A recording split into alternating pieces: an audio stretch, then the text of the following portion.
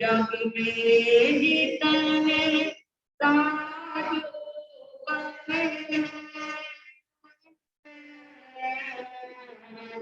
जग में जितने साधु बने उन्हें सबको वंदना बार बार हरिमंतों को नमस्कार हरिमंतों को नमस्कार हरिमंतों को नमस्कार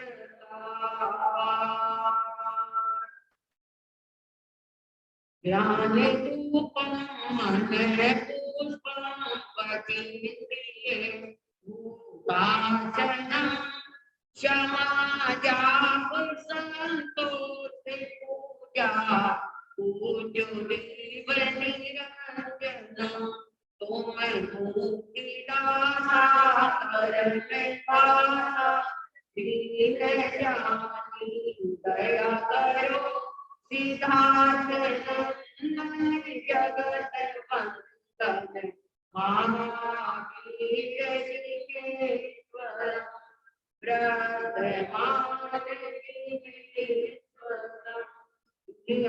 चराचर जीवों पर कर मोहे क्या साधु क्या बात बस कोई नाच पारा है अति शुभ कर्मों के आने से संतों का समागम है जिनवानी शरण करने जन्म मरण का मिटता है जन्म मरण का मिटता। आचार्य भगवान की मंगलमय आशीर्वाद की मंगलमय कृपा से आपके क्षेत्र पंजाबी बात ऐसे जनसभा के तत्वाधान में आचार्य मानपुर की सूत्र संकेत परिपूर्ण श्रद्धा से वाणी का महादान में मिला है और उसी वाणी को हम बड़े प्यार से भक्तामृत स्तोत्र के रूप में सुन रही है। 37 गाथाएं भक्तामृत स्तोत्र की आपने सुनी है, जिसमें आचार्य मानपुर हर तीर्थंकर की 8 प्रतिहार चौथी सती से 35 वाणी की बात कर रही है। ये चौथी सती से 35 वाणी 8 प्रतिहार अति पुण्य से भाग्य से और बहुत दान पुण्य करने से इंसान को क्या है पुण्य की उपलब्धि होती है और पुण्य को क्या है शुभ पुण्य का उपार्जन होता है। शुभ पुण्य को उपार्जन को हमें मोक्ष जाने से पहले भुगतना भी पड़ता है। तो आपको जो अच्छा मिला, अच्छा घर मिला, वैभव मिला, धन मिला, मकान मिला, जायदाद मिली, अच्छे माँ बाप मिले, अच्छे क्या आगे कुछ मिला, ये सारी चीजें जितनी भी आपको मिली है इसके पीछे इसका हाथ है पुण्य का, पुण्य अति पुण्य का। पिछले जन्मों में हमने साधु संगति के द्वारा कथा कथा भजन के द्वारा जीवन में दान पुण्य के द्वारा पुण्य किया था और उस पुण्य के परिणाम स्वरूप हमें आर्य और उत्तम जाति, आर्य वंश, उत्तम माँ बाप, धार्मिक संस्कार, धन, वैभव, संपत्ति, ये सब हमें किससे मिली? उसी पुण्य के उपार्जन और पुण्य के उद्देश्य से हमें प्राप्त हुई। तो आज प्रतिहारों में आपने सुना था पहला प्रतिहार अशोक वृक्ष, दूसरा महाप्रतिहार सिंहासन, सप्तिक सिंहासन, तीसरा महाप्रतिहार चंवर बुलाए जाते हैं, चौथा महाप्रतिहार छत्र जो हर तीर्थंकर के ऊपर, जैसे अभी भी आप दिगंबर मंदिरों में तीर्थंकरों की मूर्ति के ऊपर क्या देखते हो 3 छत्र होते हैं। तो ऐसे चौथा महाप्रतिहार, 5वां महाप्रतिहार देवदूत, 6वां महाप्रतिहार पुष्प वृष्टि, स्वर्णमय अचल मंदार जाति के पुष्प बरसते हैं, ऐसे मानो प्रकृति वज्रावली की सुंदर वो ऐसे।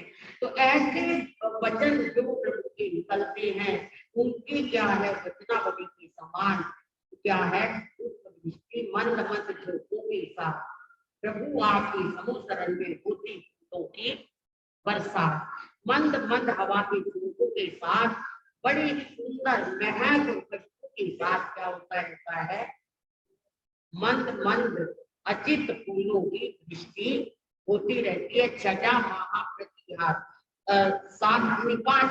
सातवां महाप्रतिहार आमंडल, आभा मंडल, जो एक संत की सत्यता को, एक संत की वास्तविकता के दर्शन करवाता है।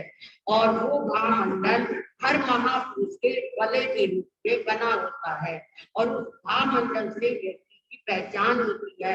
अक्सर आप नानक, गोविंद सिंह और अक्सर भगवान महावीर, स्वामी राम कृष्ण, उनकी मूर्तियों के ऊपर क्या देखते हैं, एक वलय जैसा देखते हैं। उसे क्या बोलते हैं, भामंडल विराजे देवदूत की जहां बजे, जिनके ऊंचे मधुर नाद से तीन जगत के भाग्य सजे। ऐसा देवदूत भी नाद आपका यशोगान गाता है स्वयं ऋषभ तीर्थंकर यह जय को सुनाता है। तो ऐसे महाप्रभु के ये महाप्रतिहार, सातवां महाप्रतिहार आभा मंडल और आठवां महाप्रतिहार याद हो गई या नहीं, अशोक वृक्ष, सिंहासन, चमर, छत्र, सुरपुष्प वृष्टि, देवदूत, आभा मंडल और दिव्य ध्वनि। दिव्य ध्वनि का मतलब जो व्यक्ति, जो प्राणी, जो जीव, जो सत्व समूह शरण में आ गया, उसको अपने ही लैंग्वेज में, अपने ही शब्दों में प्रभु की वाणी सुनाई दे। मतलब अगर कोई इंग्लिश बोलने वाला है तो वो प्रभु की वाणी उसे इंग्लिश में ही सुनेगी। अगर कोई हिंदी बोलने वाला है, प्राकृत बोलने वाला है, पशु पक्षी की आवाज वाला है, तो उसे उन्हीं शब्दों में क्या सुनेगी, प्रभु की वाणी सुनेगी। ये अतिशय है, प्रभु की वाणी का क्या है, ये अतिशय है। और इसके साथ ही कोई यहाँ बैठे, कोई वहां बैठे, कोई वहां बैठे, कोई वहां बैठे, चारों दिशाओं में कहीं भी बैठे उसे प्रभु के दर्शनों का सौभाग्य मिलेगा। यानी उसे प्रभु की पीठ दिखाई, पीठ नहीं दिखती, चारों तरफ उसे प्रभु के क्या नजर आते हैं, दर्शन, पावन मुखारबिंद। ऐसे आज भी ऐसे महादिनों की 32 विजय में ऐसी 8 विजय हैं जिनमें 20 तीर्थंकर आज भी क्या है, मौजूद है। और उनकी वही गरिमा और वही महिमा है और वही उनके पास केवली है, गणधर है और क्या है, साधु साध्वी श्रावक श्राविका है। आज भी अगर हम अपनी निर्जरा करते हैं, पुण्य का उपार्जन करते हैं, तो यहाँ से डायरेक्ट महाविद्य में जन्म ले सकते हैं और प्रभु की वाणी को हम सुन सकते हैं और सुनकर संसार सागर से पार हो सकते। ये सौभाग्य हम अपना बना सकते हैं। मैंने अति विश्वास के साथ, अति श्रद्धा के साथ, इत्मीनान के साथ हमारे ध्यान योगी आचार्य शिव मुनि जी महाराज साहब के पावन मुखारबिंद से इतनी बार इस बात को सुना है, मुझे दुनिया की कोई ताकत रोक नहीं सकती। मैं यहाँ से महाविद्य में जाऊंगा और महाविद्य में जाकर तीर्थंकर के चरणों में दीक्षा लूंगा और वहां से मोक्ष चला जाए। ये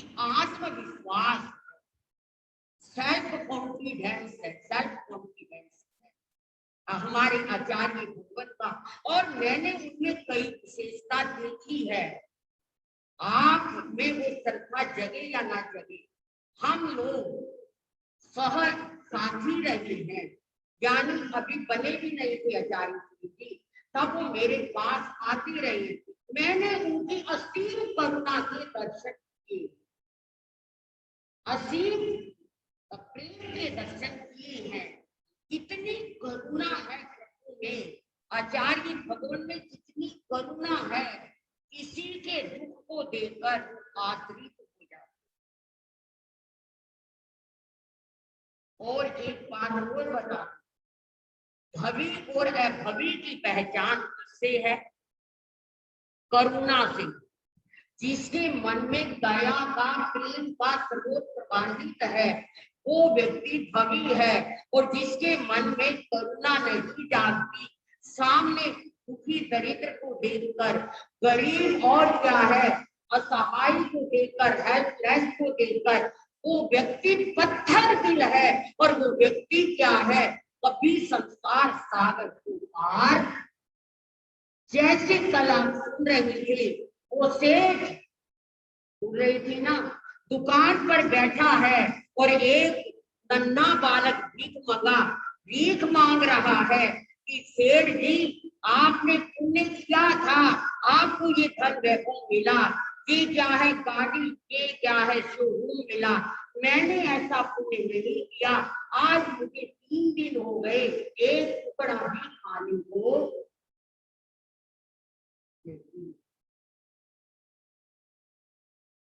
कृपा करें,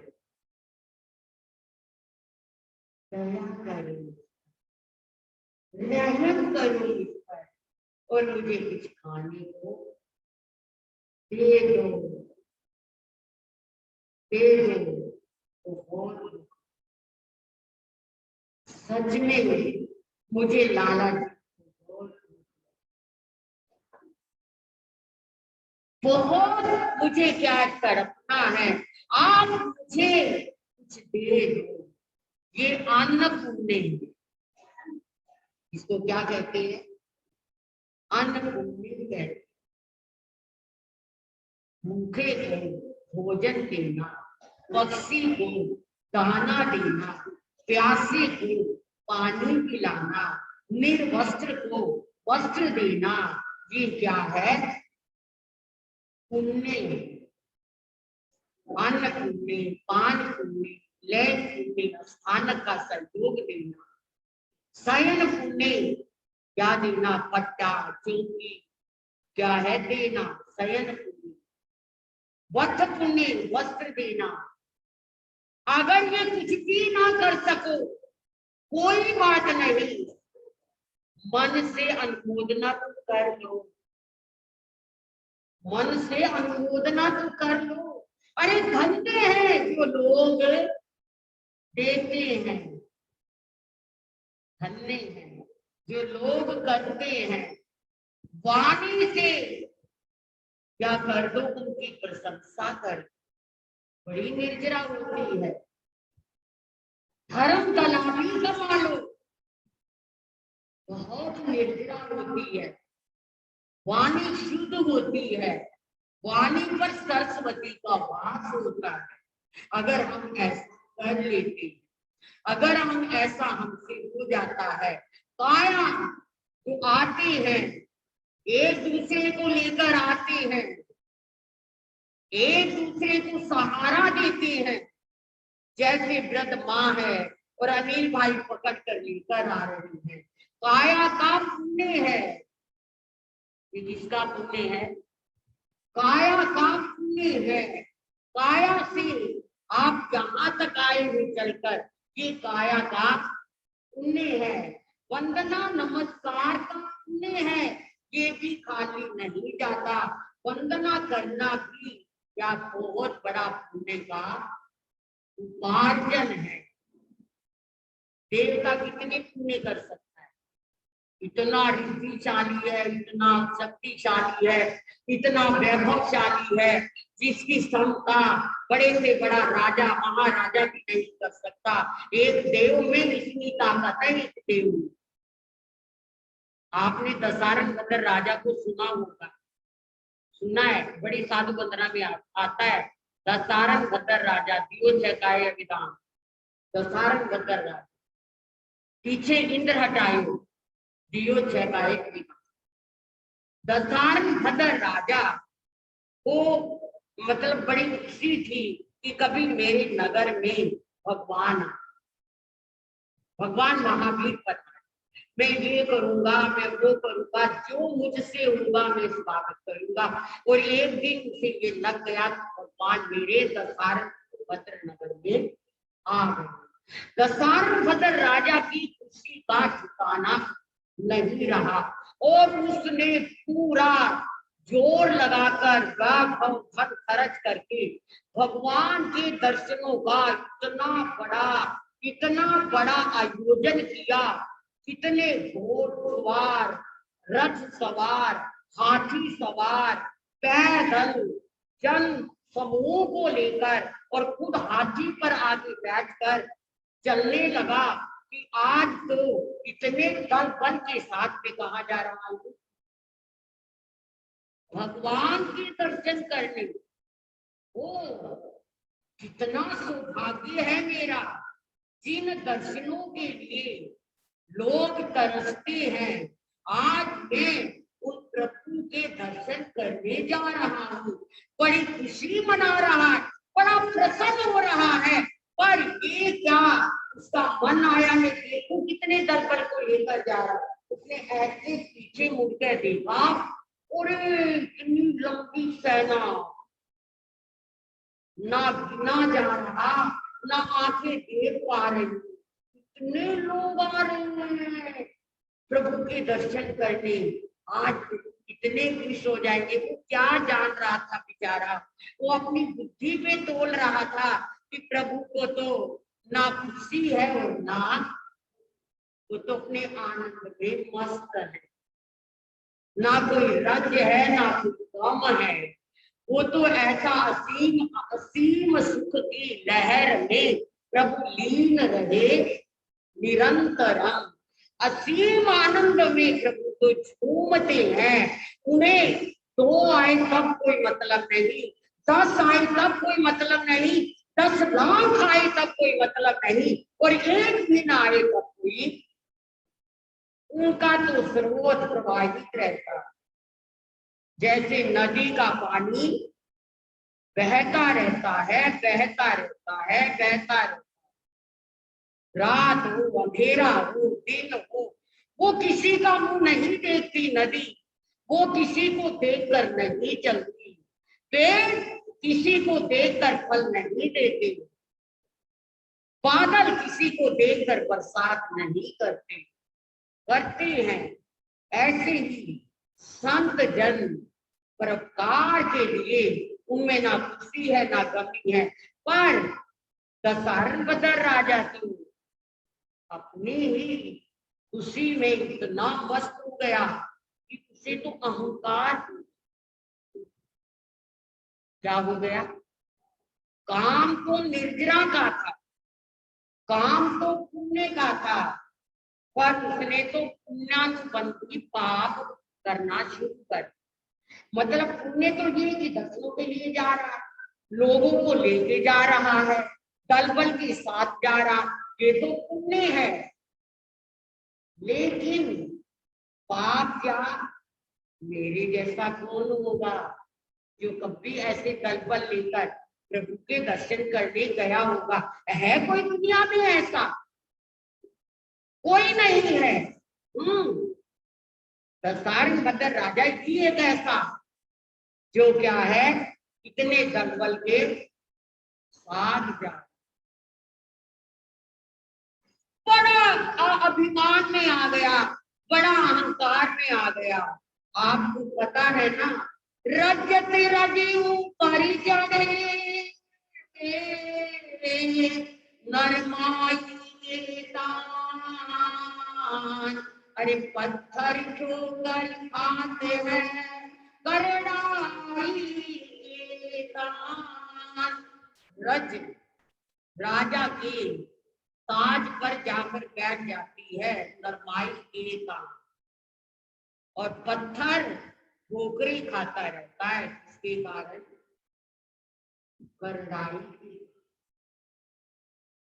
करडाई का विनयशील व्यक्ति ही सदा ऊपर चढ़ता है।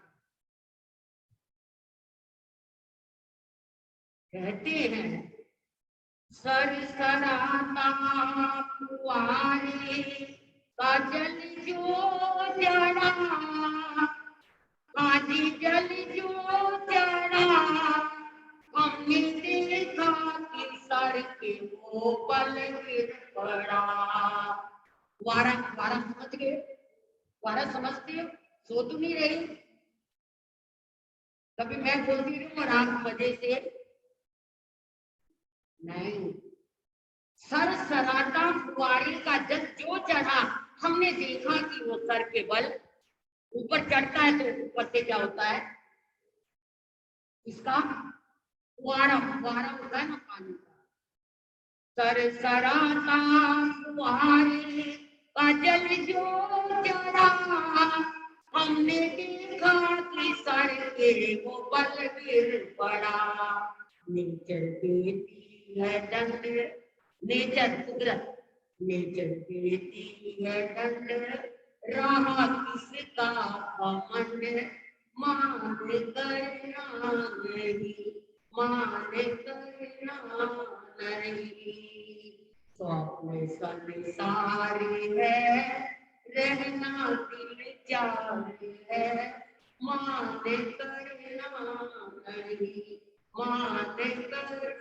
अरे बड़ा अहंकार आ गया दशारंभद्र राजा को, और एक देव ने देख लिया।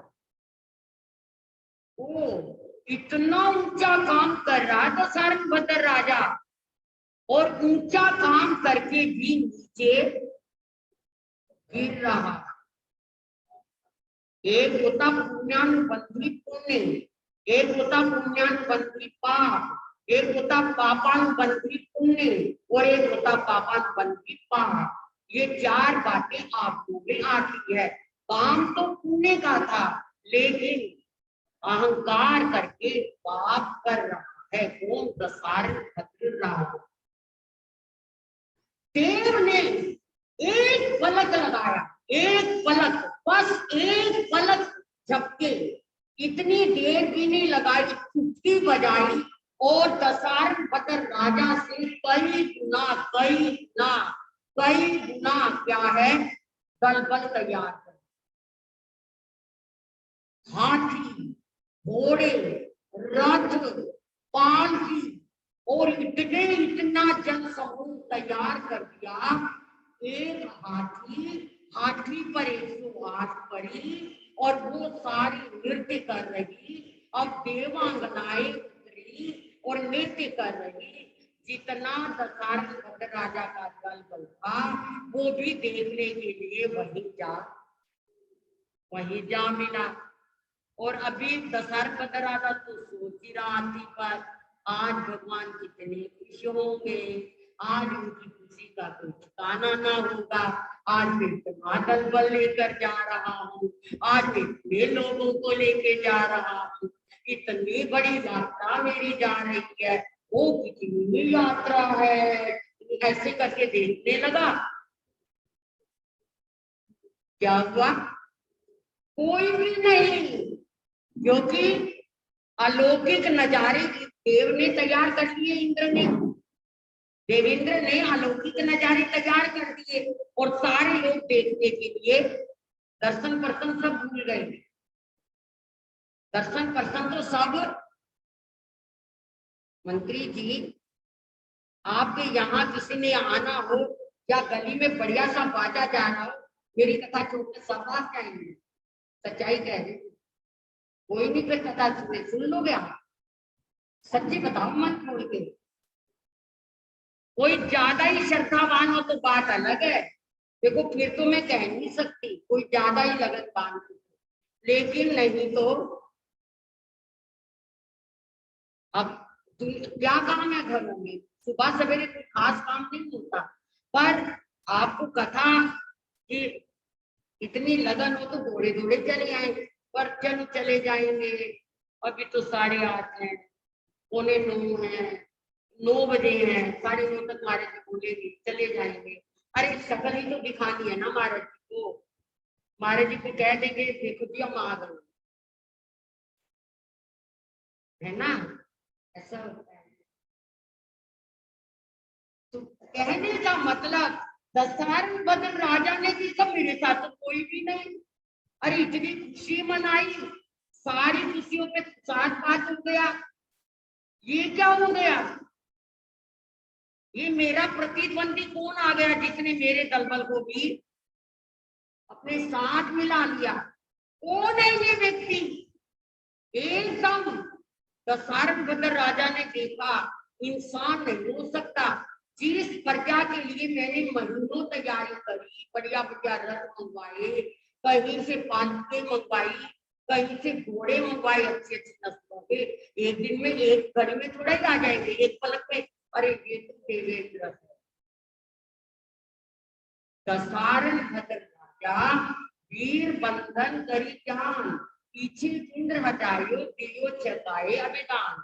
ये गाथा है बड़ी साधु वंदना की। तो कहते हैं कि इतनी नस्वरता आई, इतनी नस्वरता आई, इतना मन दुखी हुआ, किसका, दशरथ राजा का। हाथी से उतरा, अकेला ही प्रभु चरणों में भाग गया, कहने लगा मैं इंद्र को संपत्ति से, धन से, विद्या से, वैभव से, सल्तनत से, लोगों से हरा नहीं सकता। मुझे जुटाने में सालों लगेंगे और इंद्र तो 2 मिनट में ही क्या कर देगा, 2 मिनट में चुटकी बजाते ही सारा तैयार कर लेगा। इसका मतलब अगर इंद्र को हराना है तो मैं वो काम करूं जो इंद्र ना कर सके, ऐसा काम। एकदम विचार आया और आते ही भाग पड़ा दशरथ राजा, भगवान के चरणों में गिर पड़ा और गिर करके कहने लगा प्रभु बस कृपा करो और मुझे भिक्षा अभी के अभी, अभी के अभी, इसी वक्त मेरा उद्धार कर दो, मेरा कल्याण कर दो। प्रभु ने कहा स्वयं देवानंद, जैसे आपको सुख हो मुझे क्या दिक्कत है, जैसे आपको आनंद हो मुझे क्या प्रॉब्लम है। प्रभु ने तो वो चरणों में गिरा और प्रभु ने उसे मुंडित कर दिया, दीक्षा दे दी और वो संतों की लाइन में बैठ गया। कौन, दशरथ राजा। और इंद्र आ रहा है किसको हराने, दशरथ राजा को हराने इंद्र आ रहा है। आया और आकर के प्रभु को वंदन किया और हर रात को वंदन वंदन वंदन करते करते जब आखिरी में वंदन किया, ये क्या, मैं तो इन्हें हराने आया था,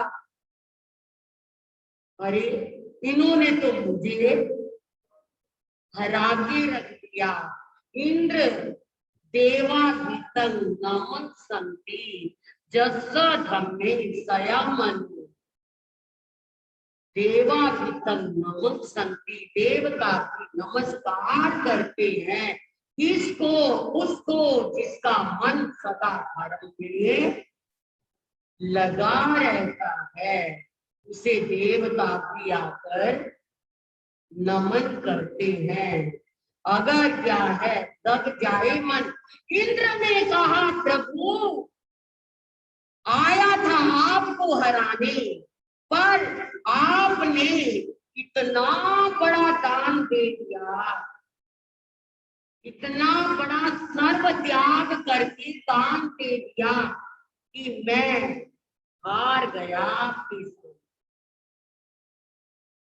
जो फरिश्ते कर सकते हैं, कर सकता है इंसान, जो फरिश्ते कर सकते हैं कर सकता है इंसान भी, पर फरिश्तों से ना हो, वो काम है इंसान का। वो केवल इंसान है जो देव नहीं कर सकते, जो इंद्र नहीं कर सकते, जो एक भवतारी एकांत सम्यक दृष्टि क्या है, इंद्र भी नहीं कर सकते, अनुग्रह विमानों के देव भी नहीं कर सकते, वो इंसान कर सकते। क्या? संयम। 12 व्रत श्रावक के, 5 महाव्रत साधु के, 6 काया अभिदान, यानी हर जीव की हिंसा का त्याग कौन कर सकता है? साधु। साधु, हर कोई नहीं कर सकता।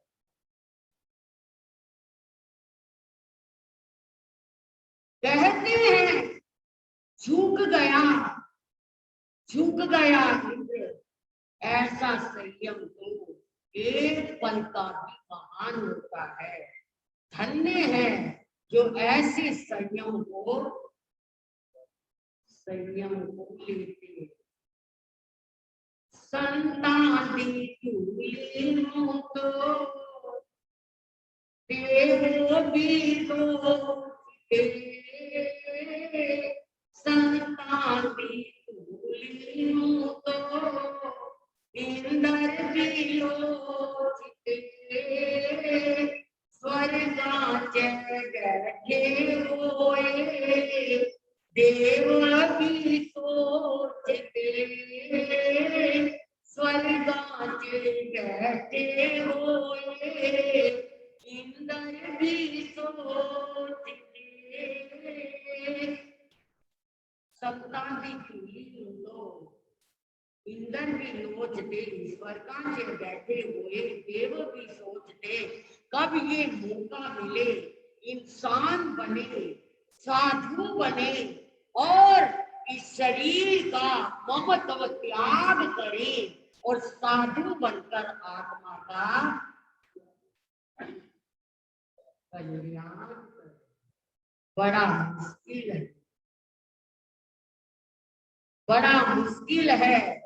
आज तक तीर्थंकर गोत्र अगर बांधा है, इंसान ने बांधा है, किसी देव ने, किसी नारकी ने, किसी पशु ने नहीं बांधा। ये शक्ति केवल आप में, हम में, इंसान में है। और ऐसा इंसान वज्र बन जाए, कठोर बन जाए और पीड़ा करुणा रहित हो जाए, वो इंसान थोड़ा ही। पर वो सेठ उसकी भिखारी की बात नहीं सुना, चल चल अपना रास्ता ले, चलता या नहीं यहाँ से। इतनी देर में संत की आवाज कान में पड़ गई, अरे बेटा क्यों चिंता करता है, एक दिन ऐसा आएगा, किसी गद्दे का मालिक ये भिख मंगा। पता नहीं क्या समझते हैं संत अपने आप को, पता नहीं क्या मानते हैं अपने आप को। इनकी बात ना झूठी कर दूं तो मैं भी सेठ नहीं। बुला लिया उस भिख में, आजा आजा आजा, बैठ बैठ। कर्मचारियों को कहता जाओ, वो दुकान है ना सामने हलवाई की, पूरी अचार ले आओ। क्या ले आओ? 2-4 पूरी और अचार ले आओ। ठीक है, और 2-4 को काट जाओ, जल्दी से इसको बुला लाओ। एक चंडाल को बुला, कसाई को बुला, कसाई भी आ, उसके हाथ में पूरी अचार दी और सेठ ने इशारा कर दिया, इसे ले जाओ, ले जाकर इसको क्या कर देना, मार देना। ये पकड़ो 500 मोहरे। समझ रहे हो? एक दाना देने को तैयार था और एक रोटी देने को तैयार था, और इसे मारने के लिए आ गया 500 घोड़े है आदमी। कैसा है इंसान, कैसा होता है। कसाई ने 500 मोहरी ली और उस लड़की को कहा आ बच्चे चल मेरे साथ, मैं तुझे ये पूरी अचार देता हूं। अब अंधा क्या मांगे, अंधा क्या मांगे, 2 आंखें। भूखा क्या मांगे, 2 रोटी। चल दिया, दे दो ना रोटी, बहुत भूख लगी है, दे दो ना ये रोटी। हाँ दूंगा ना, चल आगे चल। अब ले गया ऐसी जगह जहां कोई दिखाई नहीं दे रहा था और अपना क्या निकाला, हथियार। जैसे ही मारने के लिए बढ़ा, अब चाहे कितना ही भूखा हो, कोई कितना ही प्यासा हो, मृत्यु के आगे तो सब खत्म हो जाती है बात। अब उस लड़के ने भी कहा मुझे नहीं चाहिए रोटी, नहीं चाहिए रोटी, बस मुझे छोड़ दो, मुझे रोटी ना दो पर मुझे मारो ना मारो, मुझे रोटी नहीं चाहिए, नहीं चाहिए, मारो ना। अब वो चंडाल कहता है इसने क्या बिगाड़ा, ये सेठ कैसे दिमाग के लोग होते हैं, अरे ये नन्हा बच्चा रोटी मांग रहा था, इसको मौत दे दे। देखो कसाई को दया आ रही है और दयालु सेठ को कसाई बन गया, कसाई बन गया। 18 पाप की कमाई है आपकी, 18 पाप की कमाई है आपकी। अगर उसमें से किसी को नहीं दोगे, अगर उसमें से कोई दाना भूखा नहीं जाएगा, साधु को, महात्मा को, भूखे को, वो 18 पाप की कमाई आपको हजम, ऐसा ग्रंथ कहते हैं, मैं नहीं कहती। इसीलिए हमारे आचार्यों ने, हमारे महापुरुषों ने दशादशों निकाला आपको। क्या निकाला था, पता है क्या मतलब है? दशादशों अपनी कमाई के प्रॉफिट का 10वां हिस्सा क्या कर दो, अच्छे भले काम पर लगा। दशादशों बोलते थे उसे। अगर 10वां हिस्सा नहीं लगा सकते तो कम से कम 5वां, चौथा, दूसरा, ना सही 1 हिस्सा ही लगा। अगर नहीं लगाओगे जोड़ मर जाओगे, माल नहीं खाएंगे। फिर क्या है, आपका माल आपके काम नहीं आएगा, या मुकदमे में जाएगा, या बीमारी में जाएगा, या लड़ाई में जाएगा, या घर के बंटवारों में जाएगा, या झगड़ों में जाएगा। इसलिए ज्ञानी कहते हैं कि 18 पाप कमाई को हजम करने के लिए कुछ ना कुछ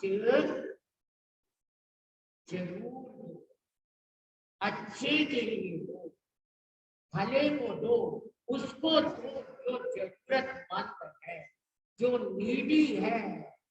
अब चंडाल ने कहा भैया अब मुझे सेठ ने, मेरा काम ही यही है चंडाल कसाई का, अब सेठ ने मुझे क्या दिया है, पैसा भी दिया है तुझे मारने का, और मुझे कुछ ना कुछ निशानी से जाके दिखानी पड़ी। क्या करूं, कैसे करूं? इतना वो पांव पकड़ लेता है बच्चा, नहीं मैंने आपका क्या बिगाड़ा, मैंने आपका क्या, मैंने कुछ नहीं बिगाड़ा, ना दो रोटी, ना दो मुझे पूरी, ना दो मुझे मारो ना, मुझे मारो ना। जब पांव थाम लिए उस बालक ने, अब चट्टान की आंखों में आंसू।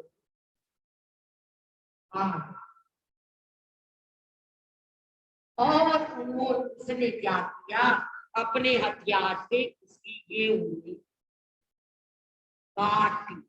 काट और उसे कहा भाग जा, दोबारा इस नगरी में मुंह मत दिखा देना, कभी आप भी मरो मुझे भी मरवा, चला जा वहां से। बस चला जा यहाँ से। और उंगली ले ली और ला करके सेठ को दिखा दी कि देखो जी ये उंगली है, और मैं उसे, सेठ ने सोचा मार दिया बात कर। और वो बच्चा एक ही आवाज लगा रहा है, रोटी नहीं चाहिए मारो, रोटी नहीं चाहिए मारो ना, रोटी नहीं चाहिए मारो ना। भागता भागता भागता जा रहा है और उस नगर के इतनी दूर दूसरे नगर की तरफ निकल गया। वहां एक हल चला रहा था किसान, उसने देखा एक रोता बिलखता, गर्मी में तपता और काम जलाता, धूप में सड़ता एक बालक रोता हुआ बिलखता हुआ आ रहा है। वो भागा अपना हल छोड़कर, उस बालक को पकड़ा और अपने सीने से लिपटा लिया। बेटा क्या हुआ बेटा? और वो कहता नहीं मुझे मारो ना, मुझे मारो ना, मुझे से लग रहा कि उसने रोटी दिखाकर मुझे मारा, तुझे पता नहीं मुझे कितना। दूध का जला लस्सी को फूंक मार मार कर पिए, वो वाली बात। अब वो निकल कर भाग रहा है, पर जमींदार कहता नहीं बेटा, नहीं बेटा। वो गोद में भरकर उसे अपने खेत में ले गया और वहां क्या है, घास उसका एक झोपड़ा सा था, उसमें उसे बिठाया, अपनी गऊ का दूध उसे क्या किया, थोड़ी शांति करी। और वो बच्चा कह रहा मुझे मार मार, नहीं बेटा तुझे कोई नहीं मारेगा, बेटे तुझे कोई नहीं मारेगा, क्यों डर रहा? नहीं मुझे अभी मार रहे थे, मुझे अभी मार रहे थे। नहीं कोई नहीं मारे, कोई नहीं मारेगा, कोई नहीं मारेगा। उसे बिठाया, शांत बना दी और थोड़ी देर में अपने घर उसे ले गया। अपनी जमींदार को, चौधरानी को कहा ले अपने घर में कोई बच्चा नहीं था, भगवान ने हमारे घर क्या किया, चल गले से लगा, पाल पोस, तेरा भी जीवन सुखी, बच्चे को भी घर मिल गया और हमें भी क्या मिल गई, औलाद मिल गई। अब वो बच्चा वहां पलने लगा और देखते ही देखते 20-25 साल का, 20-22 साल का जवान हट्टा कट्टा बन गया। खाता है पीता है, मजे से घर में रहता है, काम करता है, सारा पिता की आज्ञा के अनुसार चलता है। भूल गया अपने के दिनों को और समय बीतने लगा। एक दिन क्या होता है, सब प्रकृति चलती है ना, प्रकृति तो चल रही है ना, प्रकृति चल रही है। उस सेठ का, उसी सेठ का और इस चौधरी का आपस में लेन देन, आपस में क्या था, जब खेती का सीजन आता था तो पैसे ले आता था सेठ से, और जब खेती पक जाती तो वो माल बेचकर पैसे चुका देता था, या वो सेठ उड़ाई करके आ जाता था और अपना पैसा। अब एक दिन सेठ उसके घर अपना लेन देन चुकाने आया और जैसे ही आकर बैठा, चौधरी का बेटा बेटा जा पानी पीला, लाला आई अपने घर, लाला आई है। बड़ी बड़ी खुशी होती उन दिनों कि एक लाला आए घर पे, जा बेटा दूध लेके आ, ये लेके आ वो। अब बच्चा भाग भाग कर सेवा कर रहा है, उसे देख रहा है, मैंने इसे कहीं देखा, कि मैंने देखा चौधरी जी, हाँ हाँ लाला जी, चौधरी जी आपकी तो कोई औलाद थी नहीं, ये बच्चा किसका है, आपके किसका बच्चा है, आपके भाई का, चाचा ताऊ किसका है ये? नहीं जी ये तो आपका ही बच्चा है लाला जी, आपका। मेरा मतलब मेरा, आपको तो कोई बच्चा था नहीं, मुझे मिल गया, मुझे ये। और बता दी बात कि ऐसे भागता जा रहा था, पता नहीं किस पापी ने इसे मारने के लिए क्या है, इसकी उंगली काट दी और खून बह रहा था, और मैंने बड़ी मुश्किल से इलाज करा। उंगली, ओ अरे ये तो नाग बन बैठा, वही बच्चा है ये क्या हो गया, मैंने तो इसे मरवा दिया था। ये तो और बुरी बात हो गई, भूल गया थे तो सारा कुछ। अरे लगता तो संतों की बात ना सच्ची हो जाए, कैसे हो जाएगी? बेटा मिले बेटे मिले, नहीं हो सकती। अब उसने क्या किया, एक चिट लिखी। चिट लिखी किसने? सेठ ने। मेरे बेटा मेरी इंतजार ना करना, मेरी आज्ञा है, मेरी इंतजार ना करना, और इसको जाते ही विष दे दो। इस बच्चे को देखते ही क्या दे देना? विष, विष दे दे।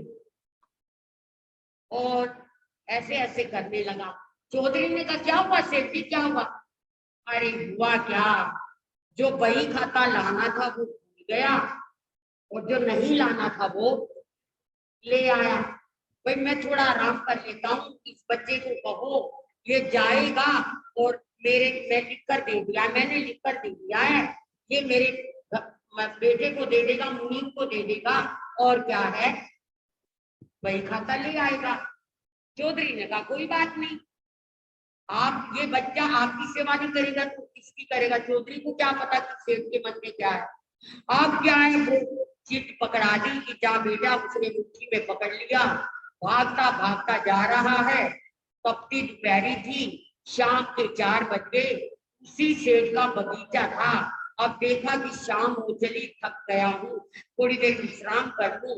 एक पेड़ के नीचे लेट गया, और हाथ में क्या है? वही चिट है, वही क्या रुक्का लिखा हुआ है। अब उसी बगीचे में उसी सेठ की बेटी जो प्रकृति बनाती है, जैसा बनाती है प्रकृति, अब वो आई आते आते उस लड़के के पास। अरे हमारे हमारी ये बगीचे में कौन आ गया? हमारे आजकल फार्म हाउस कहने लगे आप, आजकल आप क्या कहते हो? फार्म हाउस कहते हो। ये कौन आ गया हमारे फार्म हाउस में? ये हाथ में क्या ले रहा? वो तो सेठ की बेटी की पड़ी लिखी। अरे ये तो मेरे पिताजी की लिखाई है, ये तो उनके हस्ताक्षर है, ये तो उनकी लिखाई है। ये क्या लिखा है इसमें? बेटा मेरी इंतजार ना करना, और इस लड़के को जाते ही गलती से लिखा गया, पापा से, पिता से गलती से लिखा गया। उस लड़की का नाम था विशा। क्या नाम था? विशा।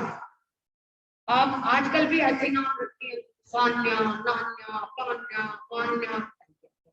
इसका नाम भी ऐसा ही था, विशा।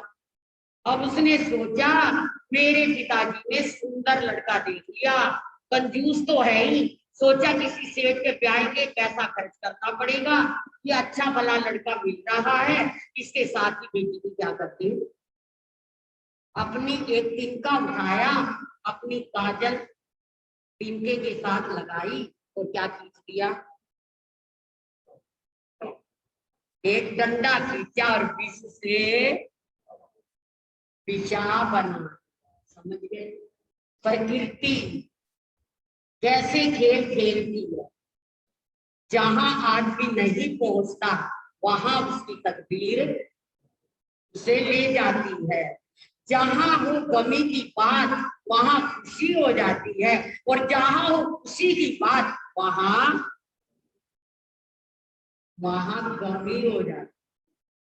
एक मन चला युवक चला जा रहा था, और उसे एक सन्यासी मिल गया, और उसने देखते कहा आज से तीसरे दिन राज मिलेगा तुझे। इसको कहा, उस लड़के को कहा कि आज से तीसरे दिन तुझे क्या मिलेगा? राज मिलेगा। मेरे को राज का क्या करना, मैं तो मस्तूला जिंदगी जीता हूँ, मुझे नहीं चाहिए। और तेरी बात झूठी कर दी तो जो मर्जी सजा दे देना, ना राज मिले तो मेरे को कहना। कहते ठीक है, ठीक है महात्मा जी, तेरा मेरा वायदा रहा, मैं राज दूंगा नहीं। और महात्मा कहते राज मिले। अब लड़का सोच रहा है ऐसा काम करूं कि मुझे सजाए मौत मिले, राज्य ना मिले, क्या करूं क्या? आज जाता हूं, अपना मोटा जूता डाल दिया, और जाते ही वो कुछ नहीं करूंगा, राजा के मुकुट पर ये जूता देके मारूंगा और मारते ही तुझे क्या मिल जाएगी? सजा मिलेगी। देखता हूँ राज कैसे मिलेगा। बड़ा महात्मा अपने आप को कहता राज मिलेगा, राज देखता हूँ कैसे राज मिलेगा। अब जी चल दिया और अभी बस वो राजसभा में जा रहा है और राजा अभी आदर्श राज के आसन पर बैठने ही लगा। बड़ा सारा मुकुट लगाया, बड़ा सारा मुकुट, और उसने आप देखा ना था, लोग अभी देखते ही रह गए, ऐसे देखते ही रह गए। वो भागा और भागकर उसने आप देखा ना था और राजा के मुकुट पर जादे मारा अपना जूता, अपना पांव सही जूता दे मारा और मुकुट रोहतास जी के घर तक चलता हुआ जा पड़ा। इतनी दूर जाके पड़ा। अब जैसे ही जाके पड़ा, लोगों ने कहा पकड़ो पकड़ो, मारो साले को। कहां से आ गया तू राजा को मारने? राजा का भी सिर एक मिनट के लिए क्या हो गया, घबरा गया। ये क्या हो गया, ये क्या हो गया? पर जैसे ही एकदम थोड़ी आंख से खुली, सामने मुकुट और मुकुट में एक नाग। एक नाग क्या कर रहा है? फन फैलाए बैठा है। राजा कहते हैं ये तो मेरे को बचाने वाला कोई आ गया। अरे ये तो मेरा रक्षक है, भक्षक नहीं है। राजा उठा और उसे सीने से लगा दिया। कैसे मारोगे? इसने तो मुझे बचा दिया है। और उसी वक्त कोई संतान नहीं थी। अपना राज मुकुट उठाया, दूसरा वो नहीं, उसमें तो सांप बैठा था, उठाया और उसके मस्तक पे रख दिया, तिलक किया। जा भाई, धरती का मालिक। समझ गए? ये होती है, आया था मरने के लिए, बन गया। अब महात्मा कहते हैं बोल भाई, बोल भाई। कोई पता नहीं लगता।